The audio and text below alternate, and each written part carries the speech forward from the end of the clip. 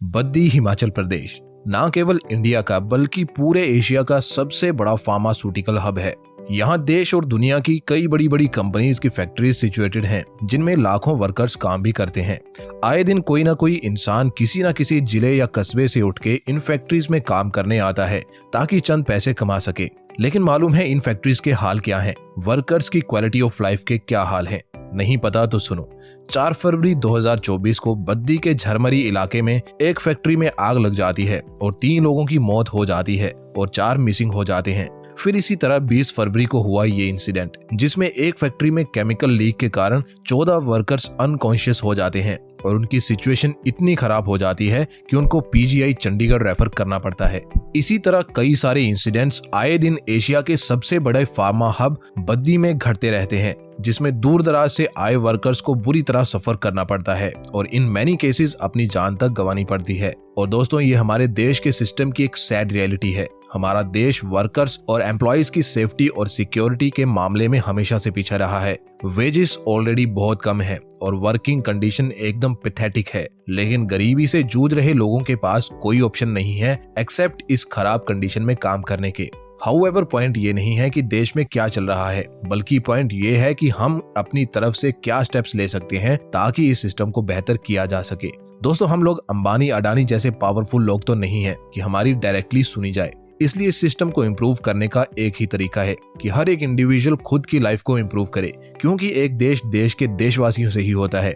जिस देश के नागरिक एजुकेटेड होते हैं, फाइनेंशियली स्ट्रॉन्ग होते हैं, वही देश तरक्की करता है। और आप खुद देखिए कि अगर आप फाइनेंशियली स्ट्रॉन्ग होंगे तो आपकी बातों की कुछ वैल्यू होगी, अदरवाइज आप खुद जानते हो कि गरीबों के साथ हमारे देश में क्या सलूक होता है। दोस्तों, फाइनेंशियली स्ट्रॉन्ग होने में ये वीडियो आपकी मदद करेगी, क्योंकि इसमें मैं आपको बताऊंगा 6 तरीके सैलरी से करोड़पति बनने के। इसलिए वीडियो को पूरा एंड तक जरूर देखना। दोस्तों, रॉबर्ट कियोसाकी अपनी book Rich Dad's Cash Flow Quadrant में एक कंसेप्ट बताते हैं, जिसको वो नाम देते हैं द कैश फ्लो क्वाड्रेंट। इसमें वो लोगों को 4 कैटेगरीज में बांटते हैं। Number 1 employees, number 2 self employed, number 3 business owners और नंबर 4 इन्वेस्टर्स। तो अगर आपको अमीर बनना है और एक फाइनेंशियली स्टेबल लाइफ जीनी है तो ऑथर के मुताबिक आपको फर्स्ट और सेकंड क्वाड्रेंट से निकलकर थर्ड या फिर फोर्थ क्वाड्रेंट में आना पड़ेगा। यानी आप एम्प्लॉइज या सेल्फ एम्प्लॉयड रहकर कभी रियल रिच नहीं बन पाओगे। आपको या तो बिजनेस करना पड़ेगा या एक इन्वेस्टर बनना पड़ेगा। तो आप कैसे अपनी नौकरी के साथ साथ ये कर सकते हो और एक करोड़पति बन सकते हो, आइए जानते हैं गौतम की मदद से। गौतम की मदद से मैं आपके साथ 6 तरीके शेयर करूंगा कम सैलरी के साथ करोड़पति बनने के, जो कि बहुत इफेक्टिव तरीके हैं। इसलिए सारे पॉइंट्स को ध्यान से सुनना और वीडियो अच्छी लगे तो लाइक जरूर करना। इससे YouTube वीडियो को और लोगों तक रेकमेंड करेगी, जिससे ज्यादा से ज्यादा लोगों का फायदा हो पाएगा। So let's begin.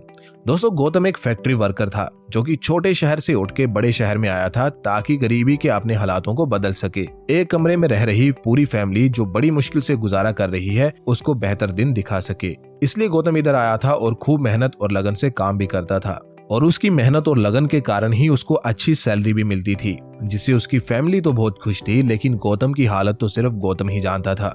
लंबे वर्किंग आवर्स और खराब वर्किंग कंडीशन के कारण गौतम बार बार बीमार पड़ जाता था। गौतम अपनी सिचुएशन से परेशान था, लेकिन वो नौकरी छोड़ भी नहीं सकता था, क्योंकि इसके अलावा उसके पास अर्निंग का कोई और सोर्स था ही नहीं और उसने कभी इस बारे में सोचा भी नहीं था, यानी एक्स्ट्रा इनकम सोर्स बनाने के बारे में।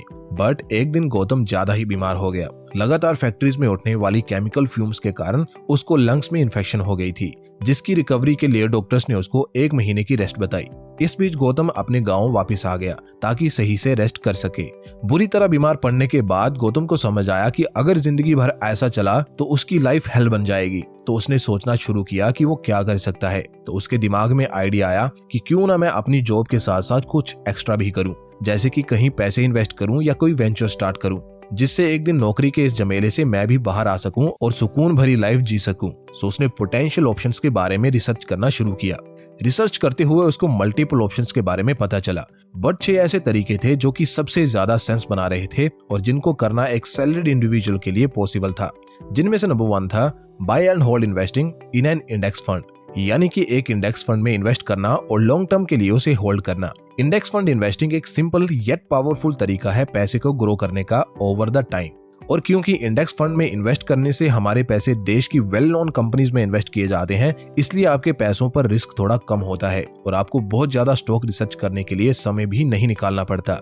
इंडेक्स फंड इन्वेस्टिंग से कामयाबी का एक ही मंत्र है कि आप जल्दी स्टार्ट करो और लॉन्ग टर्म के पर्सपेक्टिव से इसे मेंटेन करो। फॉर एग्जाम्पल गौतम की बात करें तो अगर गौतम केवल 3,000 रुपए की मंथली SIP से इन्वेस्ट करना स्टार्ट करे और हर साल 10% से SIP के अमाउंट को इंक्रीज करता जाए और वो सेम 40 सालों तक करे और इस बीच उसको 12% के रिटर्न्स मिल जाएं, जो कि एवरेज रिटर्न्स है निफ्टी 50 इंडेक्स के, तो 40 साल बाद उसके पास 9 करोड़ 55 लाख रुपए की वेल्थ बन जाएगी। अब गौतम को इंडेक्स फंड में SIP करनी चाहिए या आपको करनी चाहिए, तो देखो ये आपकी प्रायोरिटी पे डिपेंड करेगा। अगर आप कम रिस्क लेना प्रेफर करते हैं और आपको लेट अमीर होना मंजूर है तो ये ऑप्शन आपके लिए बेस्ट है, वरना आप बाकी ऑप्शंस को एक्सप्लोर कर सकते हैं। सेकंड ऑप्शन जो गौतम को पसंद आया था वो था building a real estate empire one property at a time. Real estate investing एक और जाना माना तरीका है वेल्थ बिल्ड करने का।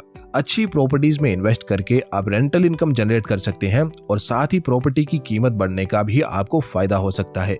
एक प्रॉपर्टी से शुरू करके फिर धीरे धीरे आप प्रॉपर्टीज का एक पोर्टफोलियो बना सकते हो और लाखों में भी रियल एस्टेट इन्वेस्टमेंट से महीने का कमा सकते हो। लोग ऐसा कर रहे हैं और करते आए हैं, बट रियल एस्टेट इन्वेस्टिंग के लिए एक अच्छा खासा फंड रिक्वायर रहता है, जिसके लिए आपको 2 चीजों का सहारा लेना पड़ सकता है, जिसमें से नंबर 1 है लोन। बैंक की तरफ से आपको रियल एस्टेट खरीदने के लिए इजीली लोन मिल जाएगा बिकॉज इसमें बैंक के पास सिक्योरिटी के रूप में एसेट होता है। और नंबर 2 है कि आप इन्वेस्टर्स के साथ मिलकर एक प्रॉपर्टी बाय करें। इसमें EMI की चिंता नहीं होती, बट इनकम बाकियों के साथ भी शेयर करनी पड़ती है।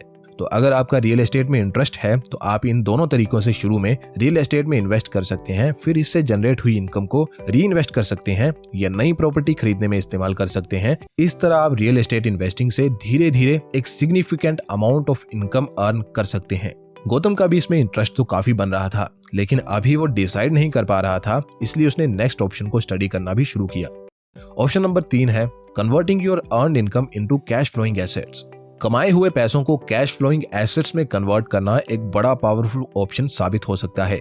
कैश फ्लोइंग एसेट्स जैसे कि डिविडेंड पेइंग स्टॉक्स या डिजिटल एसेट्स में इन्वेस्ट करने से आप रेगुलर मंथली इनकम जनरेट कर सकते हो और फिर इनसे मिलने वाली इनकम को री इन्वेस्ट करके आप अपने कैपिटल को रैपिडली कंपाउंड भी कर सकते हो और इन्वेस्टमेंट को ग्रो कर सकते हो। इसके लिए आपको कंसिस्टेंटली अपनी सैलरी का एक पोर्शन इस तरह के एसेट्स को एक्वायर करने के लिए इस्तेमाल करना चाहिए। इससे आप एक ऐसा सिस्टम रेडी कर सकते हो जो आपको स्टेडी मंथली इनकम जनरेट करके दे सकता है और फिर एक समय बाद आप चाहो तो अपनी नौकरी को छोड़ के अपनी पैसिव इनकम पर ही पूरी तरह से रिलाई कर सकते हो। गौतम को यह तरीका भी अच्छा लगा, लेकिन उसने इसमें भी इन्वेस्ट नहीं किया। गौतम जिस स्ट्रेटजी का इस्तेमाल करता है वो बहुत ही पावरफुल है, जिसकी मदद से वो 10 करोड़ से ज्यादा की वेल्थ बना लेगा इन फ्यूचर। ये सब वो कैसे करेगा मैं वीडियो में आगे बताऊंगा, इसलिए वीडियो पूरा देखना। फोर्थ ऑप्शन है strategically investing in right stocks. Right stocks में इन्वेस्ट करके और उनको होल्ड करके आप एक सिग्निफिकेंट वेल्थ क्रिएट कर सकते हो।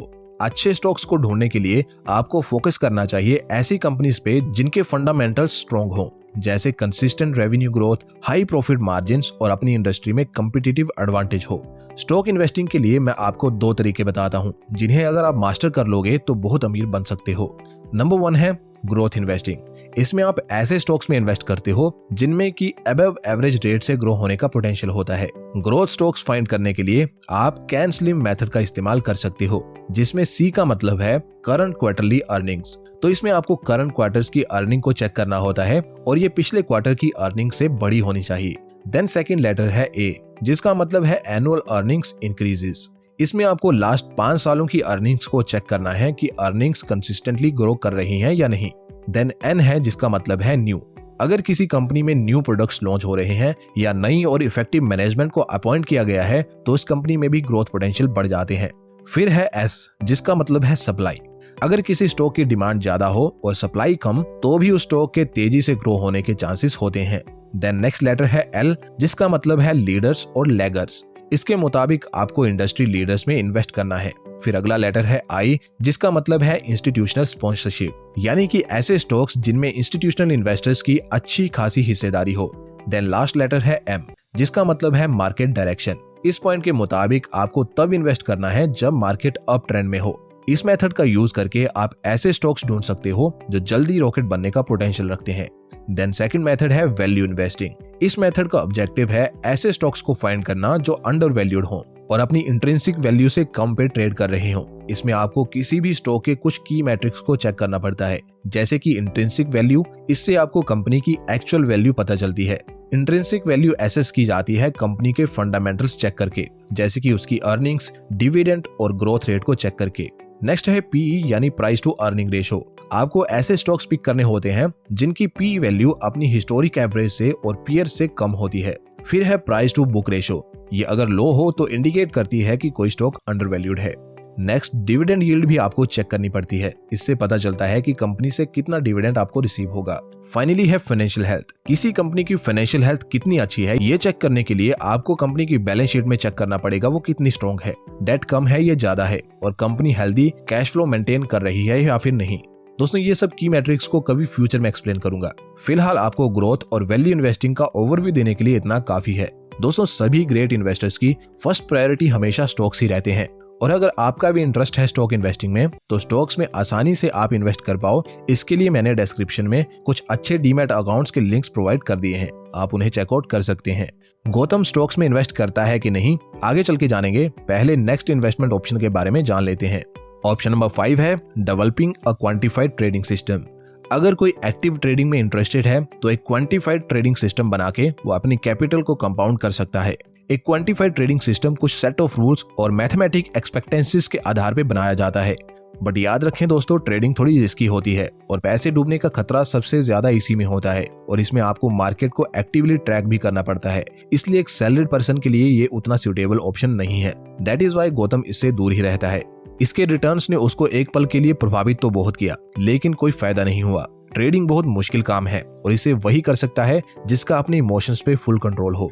सो आती है लास्ट ऑप्शन की बारी, जो कि गौतम का फेवरेट है, यानी कि building a side business in spare time. अपने स्पेयर टाइम में एक साइड बिजनेस को क्रिएट करना एक बड़ा अच्छा ऑप्शन है वेल्थ क्रिएट करने का।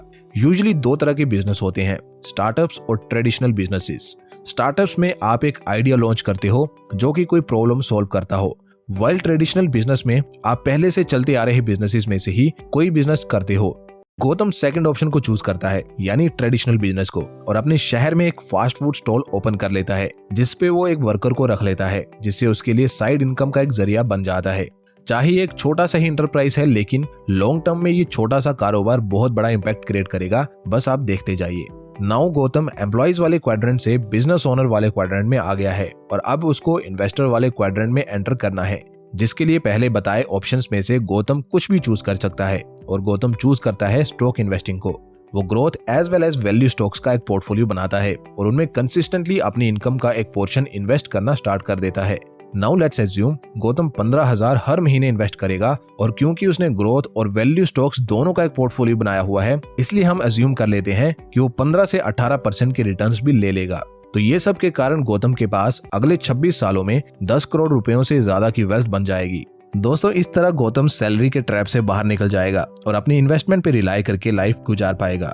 दोस्तों अगर ये सिस्टम कोई भी फॉलो करता है तो उसके फाइनेंशियली स्ट्रॉन्ग बनने के चांसेस बहुत ज्यादा इंक्रीज हो सकते हैं, और यही तरीका है जिससे इंडिया के लोग तरक्की कर पाएंगे, जिसका डायरेक्ट मीनिंग ये होगा कि हमारा देश भी तरक्की करेगा। तो दोस्तों आज के लिए बस इतना ही। उम्मीद करता हूँ आपको वीडियो पसंद आई होगी। अगर आपको वीडियो अच्छी लगी है तो वीडियो को लाइक जरूर करें और चैनल को भी सब्सक्राइब करें, ताकि आपको चैनल से जुड़े सभी अपडेट्स टाइमली मिल सके। मिलते हैं किसी और वीडियो में। जय हिंद।